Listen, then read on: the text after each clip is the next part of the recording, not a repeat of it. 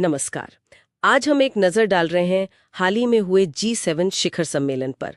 ये कनाडा के केनानिस्किस में हुआ 15 से 17 जून जी। और खास तौर पे बात करेंगे प्रधानमंत्री मोदी के भाषण की आतंकवाद पर, जो उन्होंने कहा। बिल्कुल। हमारे पास जो रिपोर्ट्स हैं, जो विश्लेषण है, उसके आधार पर आज हम समझने की कोशिश करेंगे कि इस भाषण के पीछे संदेश क्या था, भारत का रुख क्या है और G7 में क्या चल रहा है। हाँ, तो चलिए शुरू करते हैं।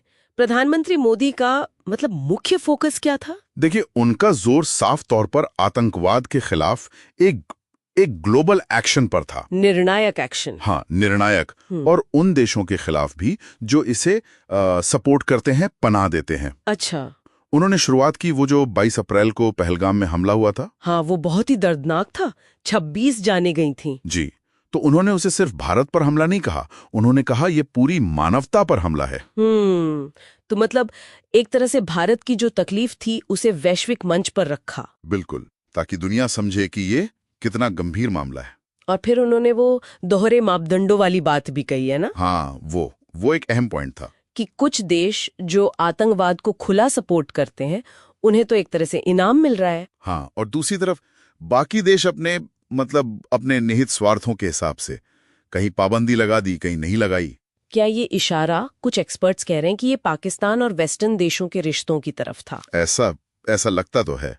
और ये भारत की जो पुरानी पॉलिसी है ना, जीरो टॉलरेंस वाली। हाँ, आतंकवाद के प्रति जीरो टॉलरेंस, उसी से जुड़ता है ये। पहलगाम के बाद भारत ने वो ऑपरेशन सिंदूर भी चलाया था। जी हाँ, सीमा पार आतंकी ठिकानों पर।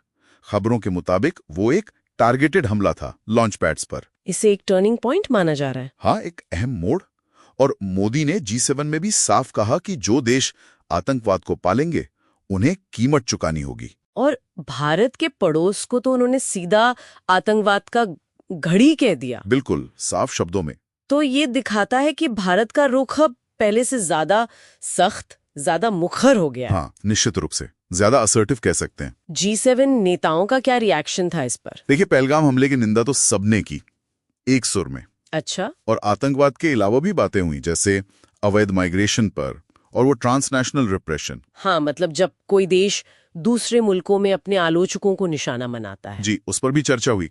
और ये भी तो है कि भारत 12वीं बार G7 में शामिल हुआ और पीएम मोदी 6ठी बार। हाँ, ये भी अहम है।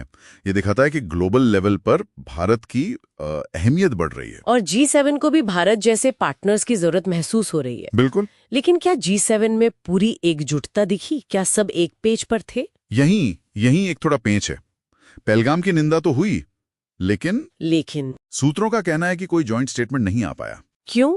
वजह बताई जा रही है यूक्रेन युद्ध पर अमेरिका के कुछ ऐतराज, और फिर फोकस ईरान इजराइल संघर्ष पर चला गया। अच्छा, तो G7 के अंदर भी मतभेद हैं और वैश्विक कार्रवाई में चुनौतियां हैं। हाँ, ये वही दिखाता है, शायद वही दोहरे मापदंड जिनकी बात मोदी कर रहे थे। जी। अच्छा, समिट के दौरान कुछ द्विपक्षीय मुलाकातें भी तो हुई। कनाडा के साथ रिश्ते कुछ ठीक नहीं चल रहे थे निज्जर मामले के बाद। हाँ, तनाव तो था।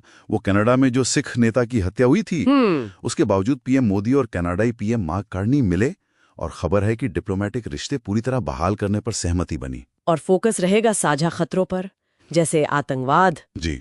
और अमेरिकी राष्ट्रपति ट्रंप से भी फोन पर बात हुई। हाँ, वो भी अहम थी। बताया गया कि मोदी ने ऑपरेशन सिंदूर की जानकारी दी और कश्मीर पर किसी तीसरे की मध्यस्थता वाली बात फिर से खारिज कर दी। तो अगर हम थोड़ा पीछे हटकर देखें, ये सारी चीजें G7, ब्रिक्स, UNSC, इन मंचों का इस्तेमाल ये भारत की एक बड़ी रणनीति का हिस्सा है। बिल्कुल, एक सोची समझी रणनीति लगती है।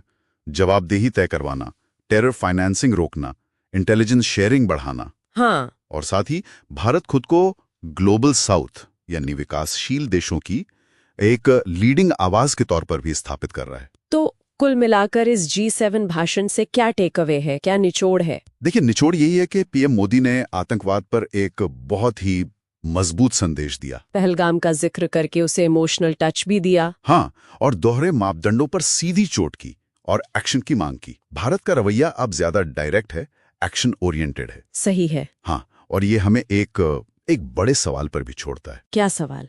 कि ये जो निहित स्वार्थ हैं, जो जियोपॉलिटिक्स की उलझनें जिनकी बात मोदी ने भी उठाई, हाँ, क्या इनको देखते हुए आतंकवाद के खिलाफ वाकई में एक सच्ची एकजुट ग्लोबल कार्रवाई हो सकती है? ये तो बड़ा सवाल है। या फिर क्या ऑपरेशन सिंदूर जैसे कदम ही भविष्य हैं?